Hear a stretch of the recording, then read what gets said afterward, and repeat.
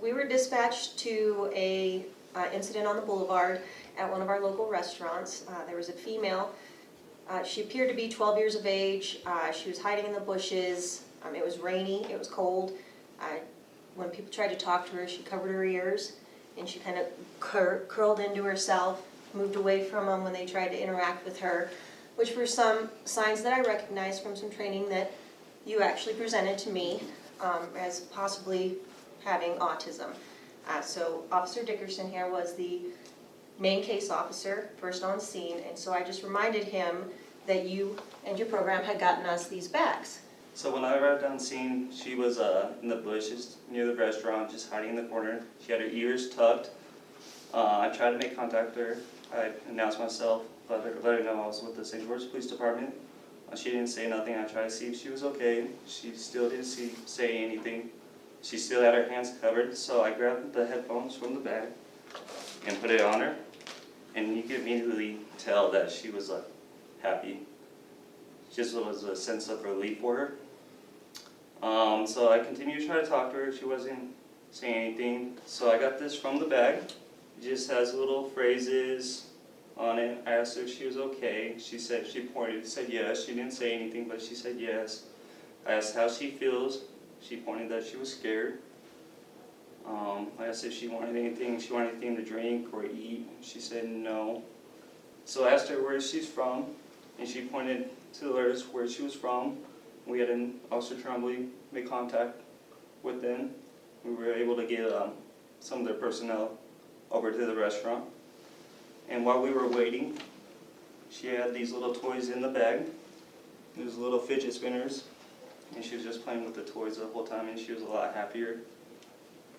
While this was all ongoing, our EMS personnel arrived on scene. Prior to arriving, we'd relayed to everybody who was coming, no lights, no sirens, because that can be agitating, especially when someone's in sensory overload. When our EMS arrived, they came over to try to assist, and they were just so impressed with the bags and immediately wanted to know how they could get some, because obviously this is something that they deal with too.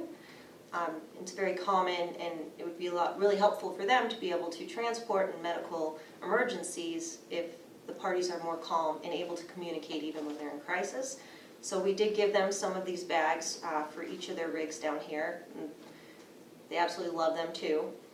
When we contacted the program that she's working with, and it's an independent living program, so she does live on her own, and it's transitional, so that she'll be able to go into normal everyday life with a job and be a part of society. But when we called, their first reaction was concern that we didn't recognize that she was having a medical crisis. They were concerned that there was possibly some criminal aspect and that she was being detained. And so I explained to them, I was like, no, we've been through some training. We recognize this is a sensory overload issue, and our main concern is it's rainy, it's cold, and we want to get her home safe. And they obviously are very appreciative of that, and we're appreciative of the training that we've received.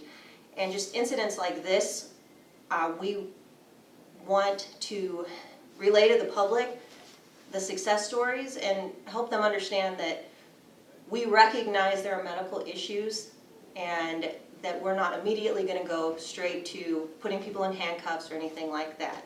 That's not the type of police department we are. That's why we do all the training that we do, and working so closely with the Autism Council of Utah to include getting these bags. It's a beautiful relationship, and we hope we can end that stigma between the police departments and the members of our community. So it was interesting. We got a hold of her care team, and for Officer Dickerson, you tried to speak with her. I did. And she was nonverbal. But once her care team arrived, it was like, because she was more comfortable, she was with people that she recognized and felt safe with. She was all smiles when they showed up. She was talking, she was happy and smiling. She got up out of the bushes, gave the guy a hug. It was awesome to see.